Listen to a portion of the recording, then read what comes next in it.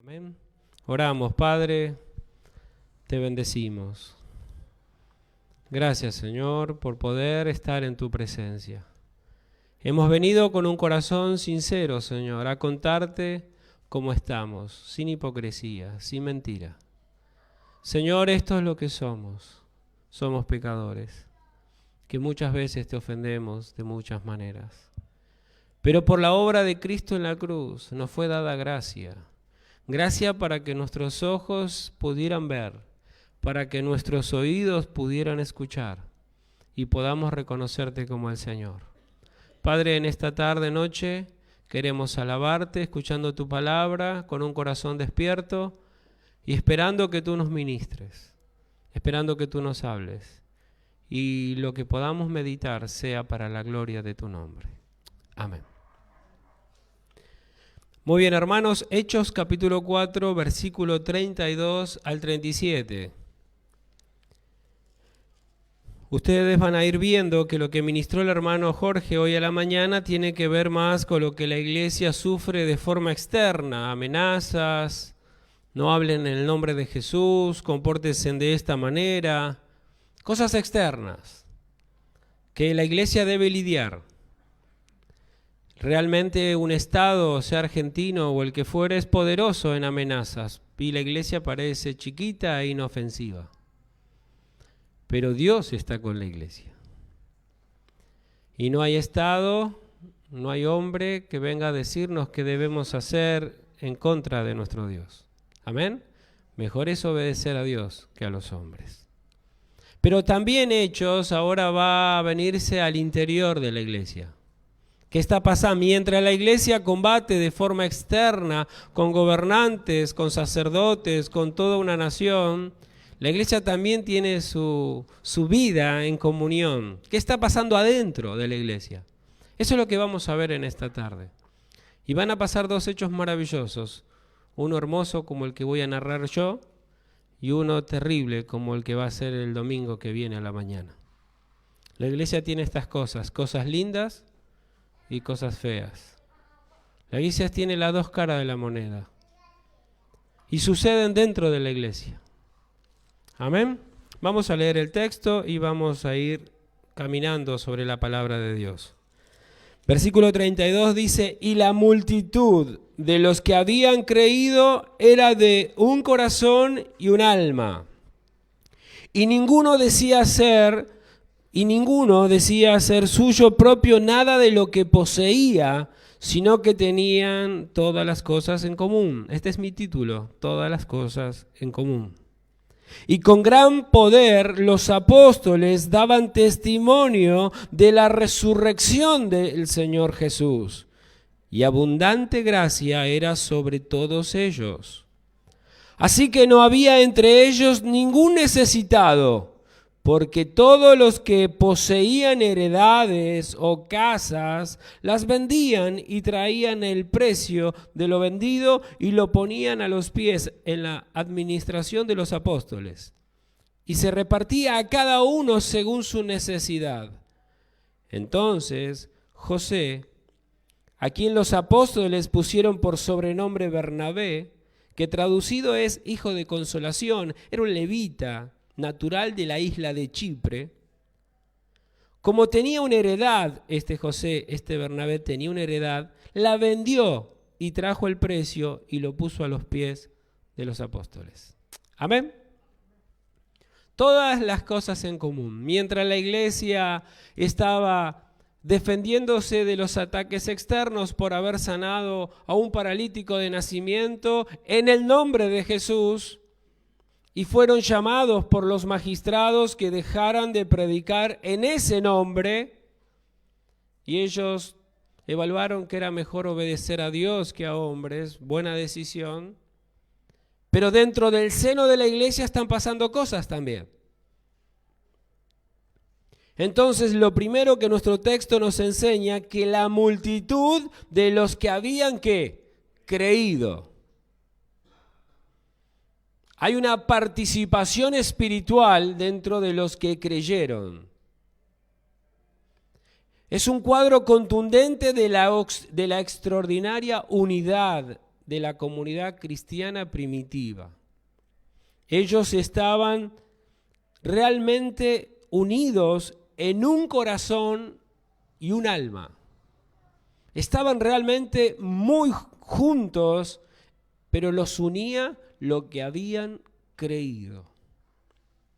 La multitud de los que habían creído había crecido tan rápidamente que ya no se la enumera.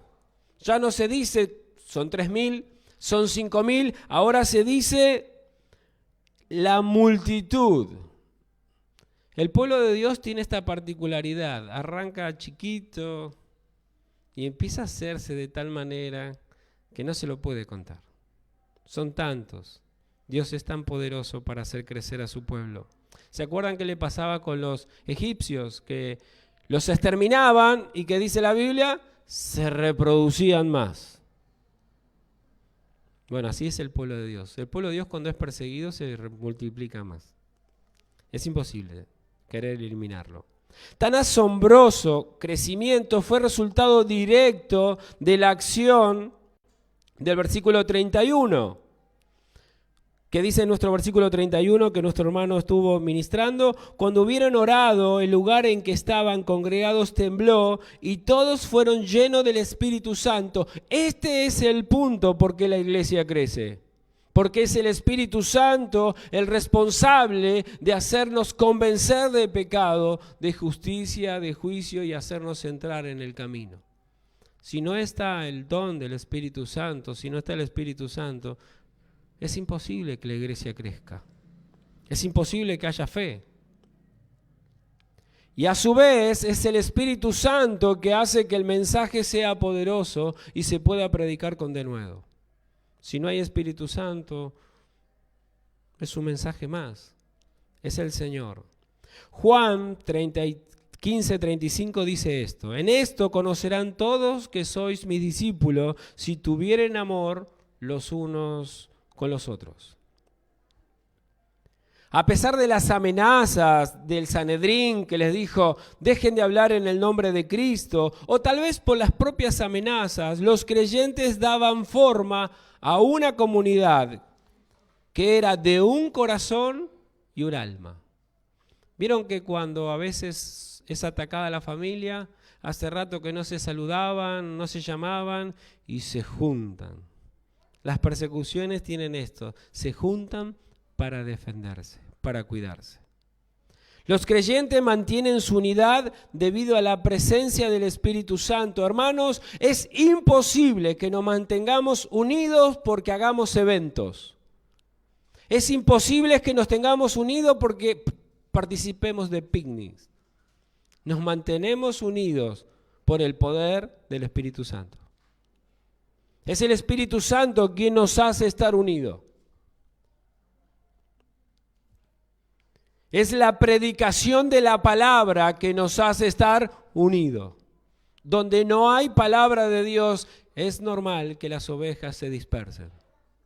Cuando no hay palabra de Dios, es normal que las iglesias empiecen a tener un éxodo de las ovejas. Porque si no hay palabra de Dios, no hay unidad. Y también la iglesia primitiva tenía una disposición de compartir sus bienes unos con otros. La frase de un corazón y de una mente es típicamente hebrea. En Deuteronomio, ¿se acuerda el gran mandamiento? Debíamos amar al Señor con todo nuestro corazón, con toda nuestra mente, con toda nuestra alma, con toda nuestra fuerza. Y el segundo gran mandamiento es similar. Amarás a tu prójimo como a ti mismo. Entonces, este pensamiento de que tenían un corazón, un alma, viene de ahí, hermanos. El Espíritu Santo es el único capacitado para hacer que amemos a nuestro prójimo como a uno mismo. Mateo 22:37 dice, Jesús les dijo, Amarás al Señor tu Dios con todo tu corazón y con toda tu alma y con toda tu mente. Este es el primero y gran mandamiento. Y el segundo es semejante: amarás a tu prójimo como a ti mismo. De estos dos mandamientos depende toda la ley y los profetas. La idea es amar a Dios y amar a nuestro prójimo. Amar a nuestros hermanos. Los primeros cristianos que estamos viendo expresaban su amor en forma horizontal, porque hay algunos creyentes que pueden amar a Dios sin amar a los hermanos. Pero Dios dice que eso no se puede hacer. Dios dice que eso no existe. De amar a Dios sin amar a los hermanos es mentira, no es verdad. Dios lo dice. No podemos amar lo que no vemos si no amamos lo que vemos. Entonces los primeros cristianos tenían una relación horizontal hacia sus hermanos y hermanas necesitados. Daban cumplimiento a la segunda parte del decálogo de amar a su prójimo como a sí mismo. Ninguno decía ser suyo propio de lo que poseía, en cambio tenían todas las cosas en común. Qué terrible era esta iglesia. Esta iglesia nadie decía esto es mío, me rayaste en mi auto, me agarraste en mi Biblia, ¿no? Tenemos ese mí muy compenetrado, sería bueno, ¿no? Compartían todas las cosas. Lucas dice que nadie en la comunidad alegaba ser dueño de sus posesiones, porque ¿quién es el dueño? El Señor. Y el Señor va a necesitar las propiedades de algunos hermanos para cuidar a otros hermanos. Y estos hermanos van a estar dispuestos a dar sus propiedades por sus hermanos y por Dios. Los vamos a ver. El término ninguno subraya la unidad prevaleciente en la iglesia de Jerusalén. Ninguno, no había ninguno que estuviera en modo egoísta. No había ninguno que se miraba el ombligo. Estaban todo el tiempo mirando la necesidad de su hermano. Siempre me acuerdo las palabras del pastor Mario de forma jocosa cuando decía que si estábamos en el cine a sala llena y uno entraba, yo debía pararme y darle el asiento al que entró último. No me lo imagino el cuadro, pero sería lo más lógico, mirar la necesidad del otro. Lucas en realidad vuelve a repetir lo que ya nos dijo en el capítulo 2. En el capítulo 2, después de Pentecostés, nos dijo que era la manera natural de los hijos de Dios de compartir las cosas. Es más, capítulo 2 es diferente a capítulo 4, porque en capítulo 2 los hermanos tenían necesidades, eran pobres. Vendían, compartían con los pobres. Vamos a ver que en el capítulo 4 habían desarrollado una capacidad de compartir los bienes unos a otros que no había necesidad. Habían abolido la pobreza dentro del pueblo de Dios, la iglesia primitiva. ¿Pueden verlo? Nadie padecía necesidades dentro de la iglesia primitiva. Bien, Hechos 2:43, yo se lo leo para que vea lo diferente. Y sobrevino temor a toda persona, y muchas maravillas y señales eran hechas por los apóstoles. Todos los que habían creído, otra vez, todos los que habían creído estaban juntos y tenían en común todas las cosas. Y vendían sus propiedades y sus bienes y los repartían a todos según la necesidad de cada uno. Y perseverando unánimes cada día en el templo y partiendo el pan en las casas, comían junto con alegría y sencillez de corazón, alabando a Dios y teniendo favor con todo el pueblo. Y el Señor añadía a la iglesia a los que habían de ser salvos. Una vez más, Lucas ilustra la unidad entre los cristianos primitivos. Se preocupaban por el cuidado de los pobres entre ellos. Y lo hacían compartiendo sus posesiones materiales y demostrando su buena voluntad al no guardar como propia aquellas cosas que tenían. Eran bien conscientes, hermanos, de la instrucción divina de que no hubiera pobre entre el pueblo de Dios. Mire lo que dice Deuteronomio, capítulo 15, versículo 4. Dice el Señor, para que así no haya en medio de ti mendigo, porque Jehová te bendecirá con abundancia en la tierra que Jehová tu Dios te da por heredad, para que la tomes en posesión. No habrá entre ustedes mendigo. Se cuidarán entre ustedes. Jehová te prosperará. Jehová te bendecirá. Esto es debido a las abundantes bendiciones de Dios. Tenemos entre nosotros, hermanos, bendecidos por Dios de manera mayor y otros bendecidos de una manera justa.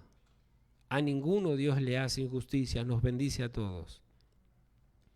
Los cristianos en Jerusalén vivían bajo el principio de compartir voluntariamente sus posesiones para fortalecer la unidad y la armonía de la comunidad que se estaba formando.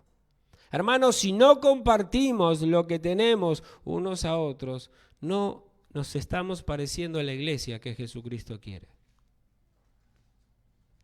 Miremos la base de la vida en común, y era doble. Presta atención. Primeramente, la humildad que exhibían se derivaba de verse con la relación de Jesús. Ellos veían, ¿se acuerda que decía el apóstol Pablo en Filipenses cuando hablaba de Cristo? Siendo Dios, siendo el Señor, se despojó de todo lo que tenía. Ese era el pensamiento de la iglesia. Si Dios, siendo rico, se hizo pobre para hacernos ricos a nosotros, ellos imitaban esa conducta. No estaban tan preocupados por lo que tengo, sino por parecerse a Cristo. Estaban preocupados en ver a su hermano superior que a ellos. Y en segundo lugar, primero exhibían una humildad de imitación a Cristo primeramente, y en segundo lugar, estaban enfocados más allá de sí mismos para alcanzar al mundo que está perdido. Hermanos, si nosotros nos estamos mordiendo unos a otros, en ningún momento vamos a estar preparados para ir a buscar al que está afuera. Si perdemos el tiempo entre nosotros, estar mordiéndonos unos a otros, peleándonos unos a otros, ¿en qué momento vamos a ir a buscar al que está afuera? Y el que está afuera es seducido con la vida de comunidad de la iglesia, de ver cómo nos amamos, de cómo nos cuidamos. Su unidad provenía de enfocarse en aquellas prioridades que Jesús les había dejado. Debían amarse desinteresadamente y debían alcanzar al mundo perdido. Es por orden de Cristo, hermanos, que debemos compartir las cosas unos a otros. ¿Se acuerdan cuando los 5.000 tenían hambre? Señor, despídelos, diles que se vayan, que compren, ya es tarde. Y Cristo dijo, no, denle de comer ustedes. Señor, necesitamos el sueldo de un año para darle de comer a toda esta gente. Le trajeron un muchachito, ¿se acuerdan, no? Y el Señor multiplica la comida para compartir entre sus hermanos. Hermanos, le toca a la iglesia imitar a su Señor. Nos encanta decir que queremos ser parecidos a Cristo. Nos encanta decir que queremos hacer pesar sus pisadas. Bueno, ciñan sus lomos para imitar al Señor. Amén.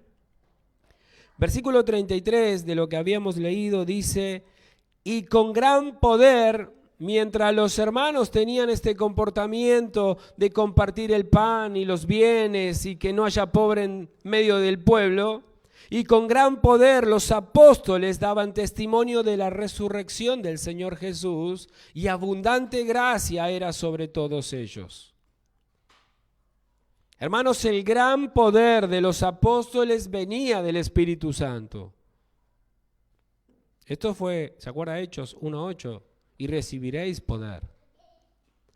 Fue ese poder que ellos daban testimonio de la resurrección de Cristo. Precisamente lo que el concilio le pidió que dejaran de hablar. Dejen de hablar de Cristo, dejen de hablar que se levantó de entre los muertos. Nosotros sacamos una circular, lo sacamos por Clarín y La Nación. ¿Se acuerdan que los discípulos habían robado el cuerpo? ¿Se acuerdan que esa mentira habían salido a desparramarla? Ellos salían a predicar que Cristo se levantó de entre los muertos. El Señor está vivo. El Señor que anduvo haciendo bienes está vivo. Entonces ellos tenían una fuerte predicación. Hermanos, nosotros predicamos un Dios todopoderoso. El hermano Jorge hablaba de el Rey. Nuestro Rey es todopoderoso. Las necesidades materiales y las necesidades espirituales, hermanos, se deben tratar juntamente. Juntamente. La comunidad entera se ocupa de la ayuda material mutua, mientras los apóstoles anuncian el Evangelio de Cristo. Mientras la iglesia se está ayudando mutuamente, los hermanos están predicando el Evangelio. Porque de nada sirve traer nuevos hermanos si los vamos a descuidar. Si lo vamos a tratar peor que en el mundo. Hermanos, necesitamos comprender por qué el Señor nos dejó el libro de Hechos. Porque Dios quiere que seamos una comunidad que glorifique su nombre y que su poder se pueda ver. Especialmente después de la confirmación de Dios en respuesta a sus oraciones, los apóstoles no pueden guardar silencio y predican con osadía la resurrección de Cristo. Hermanos, se necesita gran poder para provocar a los poderosos que le habían dicho que dejaran de hablar en el nombre de Cristo. Saben que la crema de arriba, los saduceos, no creían en la resurrección. Y escuchar a los apóstoles hablar precisamente de resurrección de muertos, se le inflaba la vena. Era ofensivo. Una vez más, Lucas recalca uno de los temas más básicos de la predicación apostólica. Los apóstoles daban testimonio de la resurrección de Jesucristo. Hermanos, nosotros estamos felices porque nuestro Dios está vivo. Se levantó de entre los muertos. Hechos 17:18 nos dice esto, presta atención. Y algunos filósofos de los epicúreos y de los estoicos disputaban con él. Y unos decían, ¿qué querrá decir este palabrero? Hablaban contra Pablo. Y otros, parece que es predicador de nuevos dioses, porque les predicaba el evangelio de Jesús y de la resurrección. Hechos 26-23, que el Cristo había de padecer y ser el primero de la resurrección de los muertos para anunciar luz al pueblo y a los gentiles. La resurrección del Señor Jesús era el énfasis principal de la predicación de los apóstoles. Aunque sabían que tal énfasis producía malestar a los que escuchaban el mensaje. Los apóstoles jamás aguaron el mensaje. Los apóstoles jamás sacaron lo que ofende. A nosotros nos llegaron a decir que predicáramos el evangelio a los perdidos, pero que no hablemos de pecado, que no hablemos de juicios, que digamos que Dios te ama. Porque el pecador está muy abrumado para que nosotros le traigamos más problemas. Esa era la mentalidad que nos querían vender. Agradecemos a Dios que no lo permitió. No es porque somos inteligentes, es porque el Señor nos cuidó. Entendíamos que no importa lo que le ofenda al pecador, debemos predicar la verdad. No podemos aguar el mensaje. No debemos quitar lo que ofende. Puede que no nos parezca arriesgado el testimonio de los apóstoles, pero créame que predicar de la resurrección de Cristo era algo peligroso. Cristo es nuestra garantía. Presta atención. 1 Corintios 15:13 dice esto. Dice, porque si no hay resurrección de muertos, tampoco Cristo resucitó.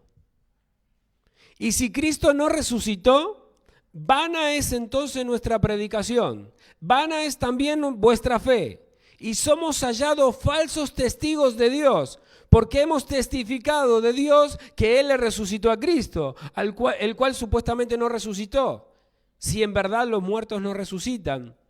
Porque si los muertos no resucitan, tampoco Cristo resucitó. Y si Cristo no resucitó, vuestra fe es vana, aún están muertos en vuestros pecados. Entonces también los que durmieron en Cristo, los que durmieron creyendo en Cristo, están perdidos. Si en esta vida solamente esperamos en Cristo, somos los más dignos de conmiseración de todos los hombres. Mas ahora Cristo ha resucitado de los muertos y Él es primicia de los que durmieron. Hermanos, Cristo es nuestro ejemplo, el Señor, y debemos predicar que Cristo se levantó de los muertos y Él es el Rey y se sentó a la diestra de Dios y les está pidiendo a todos los seres humanos que se arrepientan de sus pecados y que vengan en paz con Él. Porque llegará el día donde no habrá más tiempo. Este es el tiempo. Nuestro texto dice que abundante gracia era sobre todos ellos. Esto podría ser que hacía que el pueblo común, los no creyentes, los vieran con buenos ojos, dijeran, mirá qué bien, qué amor se tienen, qué comunidad maravillosa. Pero también este texto puede estar diciendo, y mucho más importante que nos elogien los incrédulos, es que la iglesia tenía el favor de Dios. ¿Se acuerdan que dijo el centurión al pie de la cruz? Verdaderamente, este era el Hijo de Dios. Que la gente reconozca que nosotros somos verdaderamente testigos verdaderos, hermano, es lo que glorifica al Señor. Que la gente reconozca nuestro comportamiento, que somos diferentes, porque el Dios que tenemos es el que hace la diferencia, es lo que lleva gloria al nombre de Dios. Entonces, qué importante, hermanos. Nuestra unidad glorifica al Señor. Cuando nos peleamos, no somos diferentes a este mundo. Cuando criticamos presidente, no somos diferentes a este mundo. Cuando nos quejamos en las enfermedades, no somos diferentes a este mundo. Cuando nos quejamos en la economía, no somos diferentes a este mundo. Cuando engañamos a nuestras mujeres, no somos diferentes a este mundo. Y cuando maltratamos a nuestros hijos, no somos diferentes a este mundo. Debemos hacer la diferencia para la gloria de Dios. Amén. Versículo 34 dice, así que no había entre ellos ningún necesitado, porque todos los que poseían heredades o casa, las vendían y traían el precio de lo vendido, y lo ponían a los pies de los apóstoles, y se repartía a cada uno según su necesidad. Había comportamiento práctico de bienes. Había compartimiento práctico de bienes. Se daban en amor.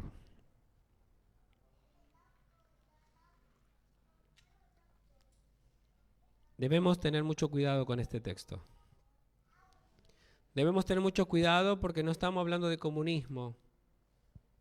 No estamos hablando de vender por vender. No estamos hablando por obligaciones. Y vamos a ver la segunda cara de esta misma moneda, que va a haber un matrimonio que lo va a hacer mal. No lo va a hacer como sí lo va a hacer Bernabé. Entonces aquí Lucas da un poco más de detalle acerca de la iglesia que lo que dio en relación con la comunidad que se formó en Hechos capítulo 2.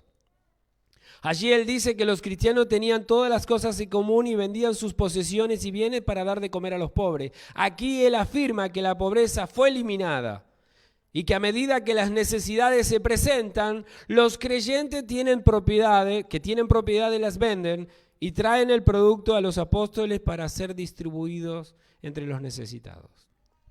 Dos reflexiones, muy importantes. Hay muchos hermanos que ofrendan y quieren saber qué van a hacer con mi ofrenda. Hermanos, usted ofrende de corazón, porque Dios le ha dado la administración a sus siervos, y es responsabilidad de sus siervos de cómo administra lo que la iglesia ofrenda, de corazón. ¿Amén? Si no, Dios lo hubiera puesto a usted para que administre. ¿Amén? Dios ha puesto a sus siervos para que administren lo que la iglesia ofrenda. Y los siervos son responsables de administrar bien lo que la iglesia ofrenda, de corazón, no por obligación. ¿Amén? Bien, observemos tres aspectos del desarrollo de la comunidad cristiana. Primero, tenían la venta de tierras y casas. Y ocurre solo cuando había necesidad. No es que están vendiendo por vender, no es para hacerse ver, no es para tener dinero, no es para mostrar una cuenta en el banco, no es esa la idea. La idea es que había una necesidad y los hermanos más pudientes decían, bueno, vendamos esto para que la necesidad podamos enfrentarla. Pero no había una ley, era por amor. Segundo punto, los creyentes establecieron un fondo para ayudar a personas necesitadas. Había necesidades y salían a suplirlas. Y tercero, los apóstoles tenían la responsabilidad de distribuir el dinero que habían reunido. ¿Vieron que hay un orden? ¿Vieron que hay un orden? Los líderes son responsables de ver la necesidad y de poder dar directivas precisas dónde ayudar. ¿Dónde ayudar? Muchas veces, como ovejas, podemos dar, pero no estamos teniendo la mirada que un líder debe tener de toda la comunidad, de toda la iglesia. ¿Amén? Mientras algunos creyentes tenían posesiones, otros no las tenían. Esto es normal. Pero nadie en la comunidad tenía necesidad, porque los hermanos ricos vendían sus tierras o sus casas y generosamente daban el producto a los apóstoles. ¿Para qué? Para que sus hermanos no tengan necesidad. Una prueba práctica del amor de un cristiano es cómo él o ella están dispuestos a sacrificarse económicamente. ¿Me deja repetir esto de vuelta? Una prueba práctica del amor de un cristiano es cómo él o ella está dispuesto a sacrificarse económicamente. ¿Y de dónde sacás eso, Raúl? Santiago. Santiago dice, si un hermano o una hermana está desnudo y tiene necesidad de mantenimiento de cada día y alguno de vosotros le dice, id en paz, calentate y saciate, pero no le dais las cosas que son necesarias para el cuerpo, ¿de qué aprovecha? Santiago 2:15 y 16. El apóstol Juan es más contundente todavía. El que tiene bienes de este mundo y ve a su hermano tener necesidad y cierra contra él su corazón, ¿cómo mora el amor de Dios en él? ¿Amén? El comportamiento de la iglesia es que los hermanos mayores que están mejores deben estar atentos de la necesidad de sus hermanos menores. ¿Amén? No es por ley, no es por obligación, no es por manipulación, es porque amamos al pueblo. ¿Amén?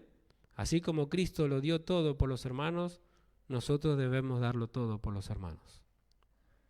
Bueno, el resultado de esta demostración práctica de amor en Jerusalén fue una que no había entre ellos ninguno necesitado. No había necesidades. La iglesia suplía todas las necesidades y mostró profundo amor mutuo entre los creyentes y mostró tal cuidado, tal colaboración, que fue un poderoso testimonio para la comunidad.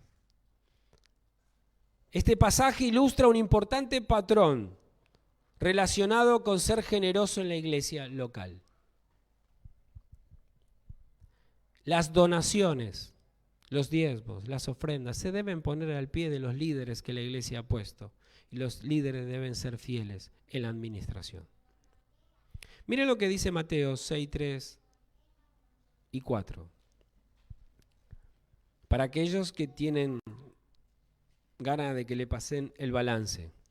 Cuando tú des limosna, no sepa tu izquierda lo que hace tu derecha, para que sea tu limosna en secreto. Y tu Padre que ve en lo secreto, te recompensará en público. Amén. Debemos ser cuidadosos y debemos aprender lo que el Señor nos enseña para recibir bendición, para que el aplauso venga de parte de Dios, para que el pago de nuestra obra venga de parte de Dios y no un mero aplauso de hombres. Amén. Versículo 36 y 37 vamos a ver un ejemplo, porque todos los estaban haciendo, todos estaban teniendo este comportamiento de amor, pero nos va a traer al hermano Bernabé, el hermano Lucas, para mostrarnos como el ejemplo. Yo creo que lo agarró a Bernabé porque después lo vamos a ver a Bernabé en muchos capítulos con Pablo. Entonces José, nuestro hermano José, a quien los apóstoles pusieron por sobrenombre Bernabé, que traducido es hijo de consolación, era un levita, era natural de la isla de Chipre. Como tenía una heredad, la vendió y trajo el precio y lo puso a los pies de los apóstoles. Bernabé, José, era un hermano ejemplar. Un hermano ejemplar. Después de describir la generosidad de todo el pueblo, Lucas nos da un ejemplo bien específico y va a agarrar a Bernabé. Y a Bernabé cumple el rol de alguien que es colaborador, alguien que es un mediador, alguien que es un animador. Aquí Lucas los presenta en relación con ayuda a los necesitados. Saben que Bernabé tiene un corazón enorme. Es un cristiano precioso. Nadie se le acercaba a Pablo. Bernabé se le acercó a Pablo y lo trajo. Pablo no quería saber nada con Marcos. Bernabé andaba con Marcos. Este Bernabé siempre tenía un corazón para sus hermanos mayores, con sus hermanos menores, perdón. Bien, Bernabé era un levita que había nacido en la isla de Chipre, una isla que está en la parte del mar Mediterráneo. Es posible que haya venido de Jerusalén a vivir en esa isla. No sé cómo logró tener bienes, porque la Biblia les prohibía a los levitas tener bienes propios. Su heredad era el Señor, ¿se acuerdan? Bien, pero tenía una propiedad. Bernabé era primo de Marcos y su tía María era donde se hacían los cultos en Jerusalén. El punto es que él vendió el campo, que pudo haber estado en las afueras de Jerusalén, capaz que en esta isla de Chipre lo tenía. Lo vendió y pensó en qué, en sus hermanos de Jerusalén. Trajo el precio, ni se enteraron, vendió su propiedad en Chipre y la trajo a Jerusalén, dejó. Él no era de ahí, estaba feliz en colaborar. Bernabé se convierte en un personaje muy importante en el libro de Hechos. Él presentó a Pablo mientras toda la iglesia desconfiaba de Pablo. Fue Bernabé que le ministró a los griegos cuando los griegos querían saber algo. Fue el compañero principal de Pablo en sus primeros viajes misioneros. Y como le dije, también fue un compañero de Marcos. A Lucas no le preocupa cómo el levita obtuvo la propiedad, ni dónde estaba ubicada. Lo que es importante es el corazón de Bernabé. Es el corazón amoroso con que Bernabé vendió la propiedad, la puso a los pies de los apóstoles y nada más. Hermanos, mientras la iglesia se defiende de los ataques externos, nosotros debemos practicar el amor unos a otros. Y debemos darlo todo por nuestros hermanos. Es algo que nos cuesta a todos. Nos miramos tanto a nosotros mismos. Estamos tan pendientes en nosotros. Nuestros problemas siempre son más importantes que los demás. Pero hermanos, si realmente queremos que los de afuera glorifiquen a Dios con la comunidad de nuestra iglesia, debemos imitar a nuestros hermanos primitivos. Amén.